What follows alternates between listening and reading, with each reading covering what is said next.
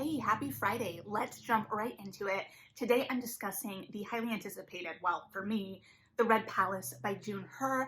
I first read June Hur last year with The Forest of Stolen Girls, and we're returning with another historical Korean YA murder mystery. And I still need to get to her first novel as well, which I absolutely will be doing because this really does cement her for me as a really strong, dynamic historical fiction voice in the YA space. So I'm very, very excited to continue to dive into her worlds.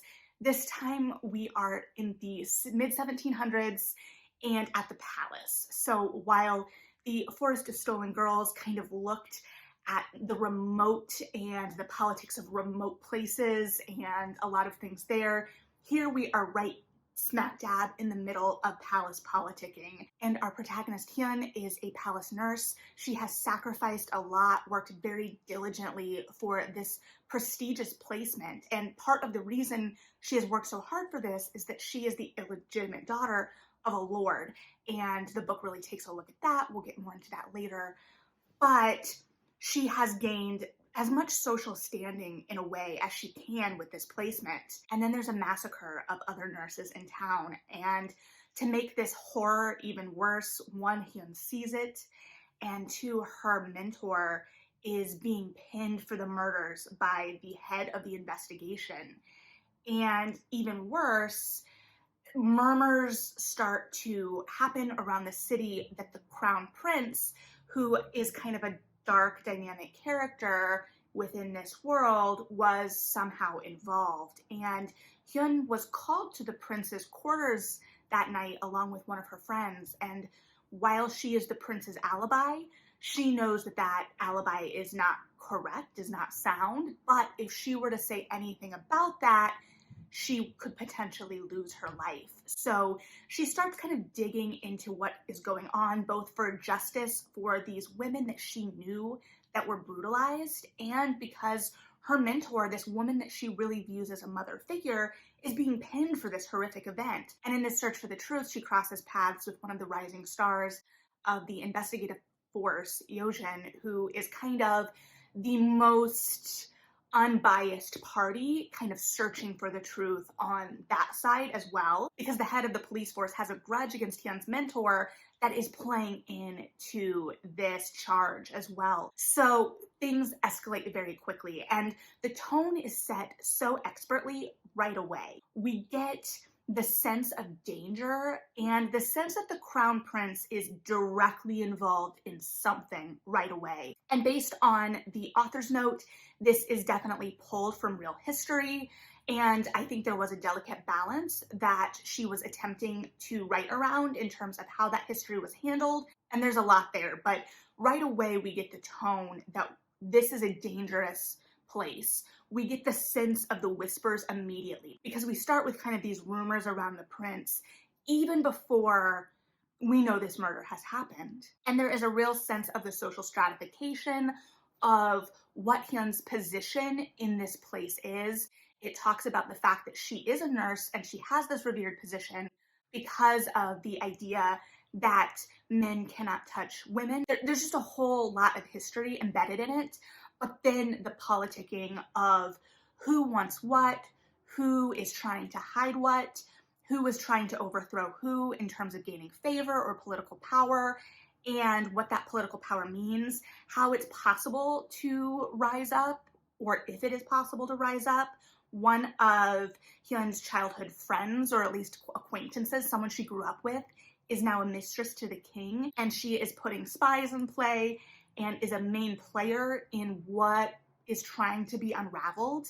And watching that dynamic as well of people that were considered equals at one point, and just the danger of every little moment, and just the tension and danger of not knowing who to trust, I think was all handled within the narrative really well. There was also some really great imagery. Like, I don't watch a whole lot of horror or thrillers necessarily, to be completely honest, but when you have that kind of mental image of someone like running through the corn away from a mass murderer, picture that, but like they're running through the reeds. There was just some really vibrant, dynamic imagery. I was gonna say beautiful, but it's not because it's awful. But it was this sense of always having to look over your shoulder and not knowing who you can trust. There were run-ins or close calls with the murderer, and the face was obscured, similar to in The Forest of Stolen Girls with the guy wandering the woods in a mask, and just that sense of danger and doom. And so I thought the mystery side of things was handled well. There were a couple times where it felt like we pulled back from it just a little bit, but I think everything in the narrative was balanced really well because we felt the way this investigation was putting Hyun in danger from a very real, like, life standpoint, right? Like, her life was in danger. But then we saw really the social implications of it as well. Like I'd said, she has spent her entire life trying basically to get her father's attention. She wants her father to be proud of her. And it's that idea of how an illegitimate child for a noble interacts with the world. And this narrative makes it very clear at this time in this place what that meant. And that Hyun had climbed very far and worked very hard. And it was hard to see the way her father kind of came in as this nobleman and treated her so poorly. Meanwhile, she has a really strained relationship with her mother, who she still lives with, because of how Hyun views her mother's relationship with her father. She views her mother as kind of waiting around for her father and only interested in her father's affections. She feels like she was overthrown in the family once her brother was born, that her mother never really cared for her. So there's a lot of tension there. And the narrative really leans into these filial relationships and explores what this family looks like and what Hyun kind of searching for validation means, both from her parents and her mentor. And we get to see those relationships kind of shift and change. And we get to see Hyun's perceptions of those relationships change, but it's all done very smoothly within the narrative. And I think this is something that kind of carries over from the last book in the sense of I'm noticing it in her work, is that she's able to look at really complex family relationships and unpack those relationships in a really insightful way within her action. So it feels like these relationships are putting barriers in play for Hyun in terms of her investigation. So they are an active portion of the story, but also so imperative to her internal growth.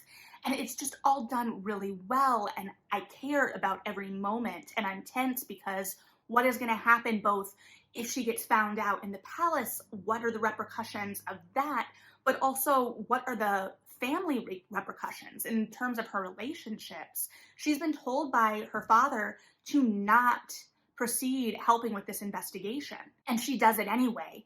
And so we do get to see a little bit of that stubbornness that we also saw in the protagonist of Forest of Stolen Girls. They're much different. I would argue that Hyun is much smarter. One, she's a nurse, so she has like active skills that she's bringing to the table in this world in some ways as well.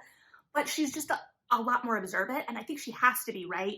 Because she's playing that politics game, whether she wants to or not, the minute she steps in that palace. She has to be aware of her surroundings and kind of what's going on in order to navigate that space. Does she still do some dumb things in the narrative? Yes. Yes. But I get it. And she doesn't like cling on to bad theories as strongly as our last protagonist. Not that that's bad. Like, I think that's real, but it's very interesting to see how they go about their investigating much differently. And she has two relationships outside of her family kind of involved in this investigation that I was really drawn to. She has a friend in the palace that she went to nursing school with and was actually the other nurse that was called to the crown prince's room the first night before everything, went to a not great place. And there is a clear friendship there. They have a history of going to the bookstall on their off days, and this woman really likes romances, and they brew medicine together. And I just liked that friendship. I almost would have liked more of that friendship because Hyun feels so isolated, and she's supposed to, right? She's battling those feelings of isolation. She feels isolated by her family, both her mother, who she perceives as not wanting her father, who she knows doesn't want her, and she's scrapping for any kind of place in the world that she can build. And the relationship she has with these other nurses is part of what she's built. And so seeing her kind of open up to that friendship and be open to that friendship is a great dynamic in the story. And I just loved it. And then that friend's cousin is Yojin. So after Hyun and Yojin have kind of incidental interactions, meetups around the investigation, then she's able to be put into his path a little bit more intentionally once they proceed working together on this case, because Yojin doesn't have an in at the palace, right? Hyun is really an asset to him because she can be his eyes and ears. Sure, she's still keeping things to herself. There are secrets she has to keep in order to protect herself, but she does open up to him a lot. And it's fun to watch that kind of happen because initially she thinks he is a commoner. And then she finds out that he is this really prestigious, renowned upstart of an investigator. And at first she feels kind of betrayed by that. She thought he was a commoner like her, but then he respects what she has to say. He respects her viewpoints and her opinions, and he takes her along on this investigation. I mean, there are times where he's like, no, don't come to this part. And she does anyway. But there is a real fun dynamic there. And then a little bit of a spoiler, maybe potentially, I don't know, a romance blossoms. And I think it was done really well. And the kind of circumstances of the time make all of the sexual tension really heightened because we know that they're not really supposed to touch. And yet it talks about like when they first meet, he helps push her over a wall so she can get away from the investigation and getting caught there, or other little incidental moments later. They're all very much kind of like the Pride and Prejudice hand clench moments, right? Where we are able to look at those moments of small intimacy and pack a lot of meaning into them because we have built the tension so well to that point. And even though we don't get anything from Yojin's point of view, I do feel like I get to know him as a reader. Do I want to get to know him more? Sure, I'm greedy. But I do think in relation, especially to how Hyun is opening up and how she views the world, we do get to see him quite a lot. And he presents a vulnerability to her. I think we see some vulnerability that has a good outlet. And we also see the kind of idea of revenge versus justice in terms of we find out some things about Yojin and some things that had happened before he started this investigation that maybe colored his perception of the investigation or where he might want to find answers. And I think as a reader, at least I got to see him really try and push back against that. He wanted justice and he had to kind of look at what that meant. And I think that that was further interrogated in other action of the piece, and also kind of looked at in Hyun's relationship with her family as well, both as she kind of finds out more about her relationship with her parents to some degree, without spoilers, but also what going forward with her life, what she wants from those relationships, and what will make her happy, and how she's able to find that happiness and or acceptance. So even though in this society, Hyun and Yojin are not presented as equals, and Hyun kind of faces that head on and even talks to Yojin about it, they always interact as equals, and Yojin always treats her as an equal. And so I just thought that there was something really lovely about the way that that relationship worked and blossomed out of teamwork. And it obviously helped raise the stakes later as danger lurked more presently. So yeah, I think that her manages to blend a lot of really engaging plot lines in a way that all work together to forward the narrative and really all kind of feed off of each other in terms of the stakes building.